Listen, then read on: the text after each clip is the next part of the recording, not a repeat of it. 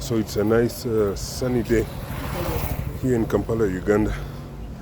But what I would like to ask you is what would you tell the African leaders who are heading to the Ukraine conflict? As we have heard in the news, 5 African leaders have taken the initiative to try and bring peace in Ukraine. The countries are South Africa, Republic of Congo, Zambia, Uganda, Senegal, and last but not least, Egypt. While there is probably a propensity to malign, minimize, or deride such an effort just because it is by Africans, what meaningful advice could we offer these leaders so that they can achieve a noble and Nobel-worthy effort, especially since an estimated 1,000 people lose their lives every single day in the conflict as we speak, and it has now stagnated into just destruction and blood. African leaders must also not just be doing this because they have been caught preparing to travel to Moscow for the Russia-Africa summit, and therefore they are just attempting maybe to politically whitewash themselves in advance from any Western accusations of being pro-Russia. However, we must also recognize that one cannot be a legitimate peace broker without being neutral in a conflict. That is why those who have been trying to coerce Africans into picking sides were actually being detrimental to world peace.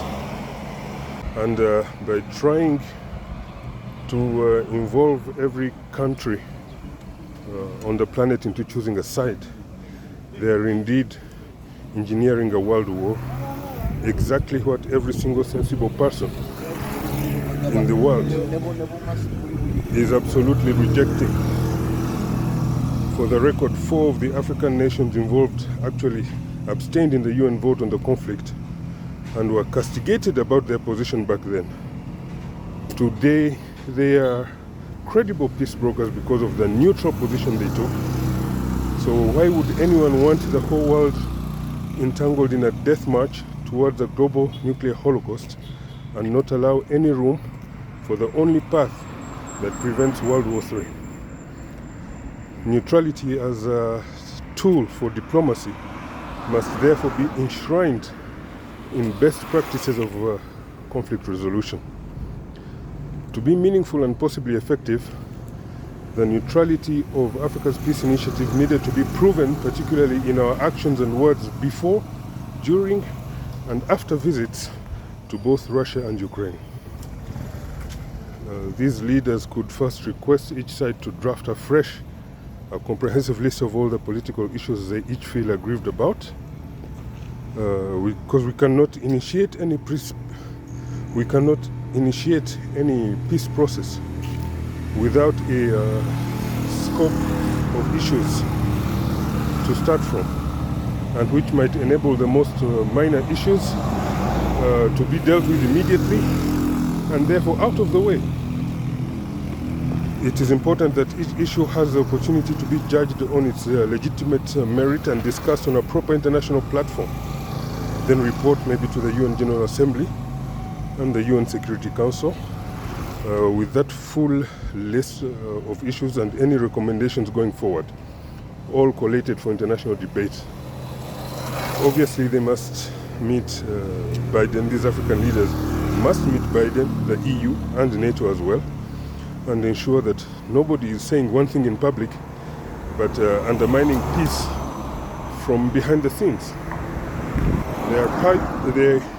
They are parties to the conflict, given that they have taken sides and are supplying the weapons for the war. So the world is also aware of serious Chinese peace efforts that the 5 African leaders could scrutinize and coordinate with. Remember that the UN also employs over 30,000 PhD and master degree holders whose one job is world peace.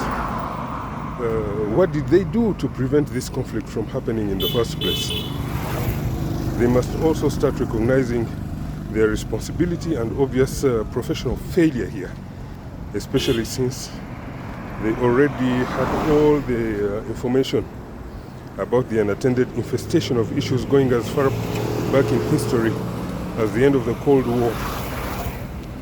So how this scholarly lot fails is mostly because heads of departments sometimes work for ulterior interests, both bureaucratically and politically, and thus deliberately avoid, where applicable, to capture all the issues early and put them under transparent international scrutiny in order to maturely achieve pragmatic peace. It is perfect that the UN Secretary General supports the African effort. Normally he should even travel with the African leaders, as it is his job that they are doing.